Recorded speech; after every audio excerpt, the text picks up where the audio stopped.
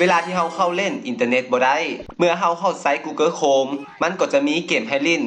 นั่นก็คือเกมไดโนเสาร์กระโดดผ่านสิ่งกีดขวางต่างๆไล่สถิติไป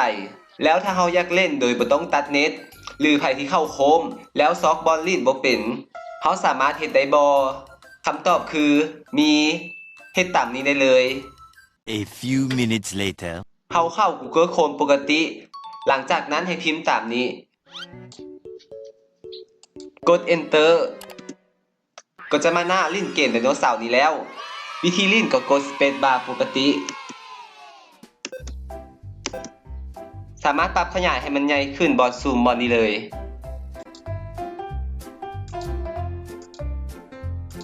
ลองไปเล่นเบิ่งเนาะเวลาเซ็งๆเล่นข้ามเวลาก็ม่วนไปอีกแบบหนึ่งฝากกดไลค์กดแชร์หรืออยากให้เฮ็ดคลิปแนะนำอย่างก็คอมเมนต์ใต้คลิปได้เลยแล้วพบกันใหม่คลิปหน้าสบายดี